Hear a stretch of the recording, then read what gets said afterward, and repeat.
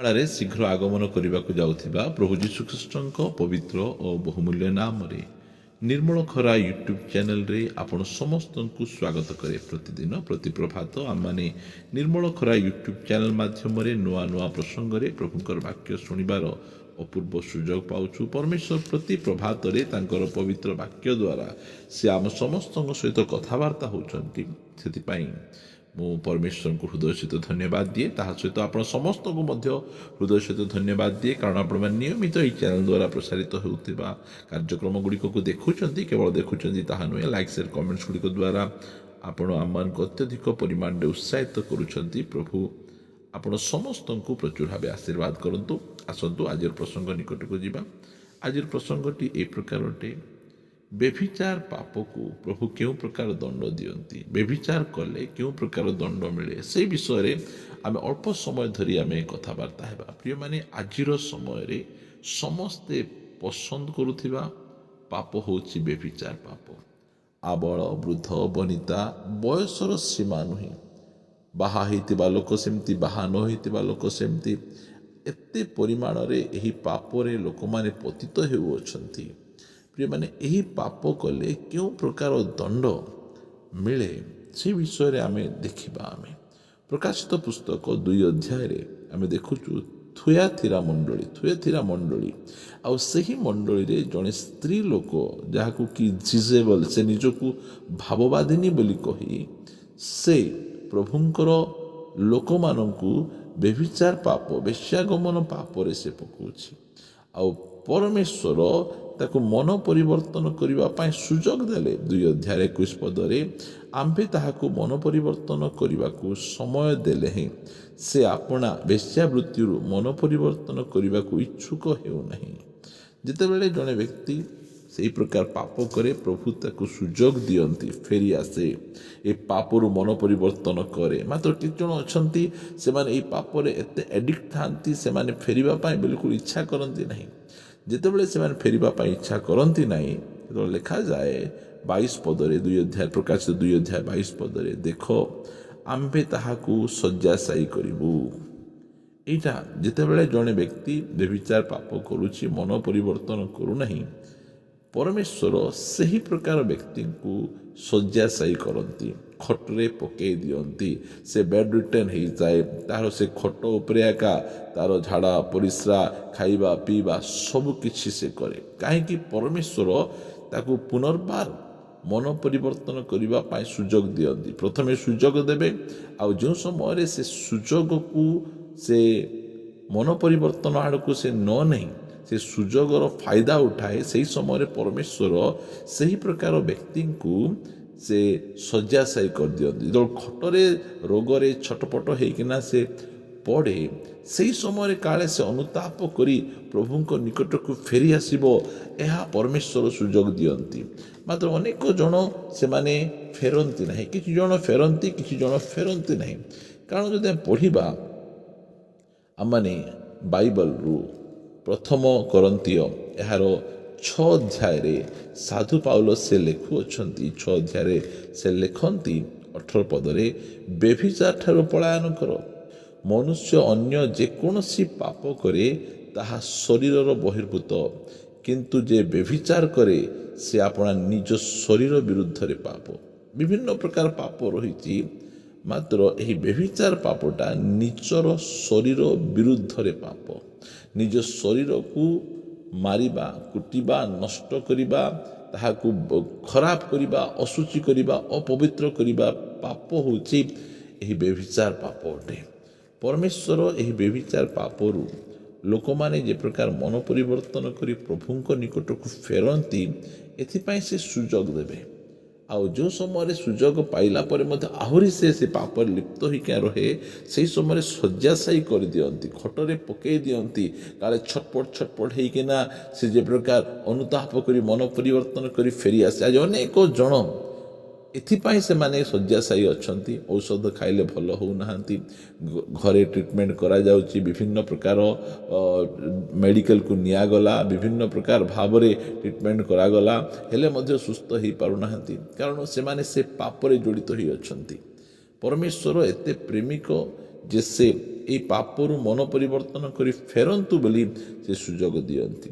ଯଦି ଜଣେ ବ୍ୟକ୍ତି ଫେରିଲା ନାହିଁ ତାହାପରେ କ'ଣ ହେଇଯିବ? ସେ ଯଦି ମାଥ୍ୟୁ 5 ଅଧ୍ୟାୟରେ ଆମେ ଦେଖୁଛୁ ଯେ 5 ଅଧ୍ୟାୟରେ ପ୍ରଭୁ ଯୀଶୁଖ୍ରୀଷ୍ଟ ସେ କହୁଅଛନ୍ତି, ଯଦି ପଢ଼ିବା 28 ପଦ, କିନ୍ତୁ ମୁଁ ତୁମ୍ଭମାନଙ୍କୁ କହୁଅଛି ଯେ କେହି କୌଣସି ସ୍ତ୍ରୀ ପ୍ରତି କାମ ଭାବରେ ଦୃଷ୍ଟିପାତ କରେ ସେ ତାହା ସଙ୍ଗେ ମନେ ମନେ ବ୍ୟଭିଚାର କଲାଣି।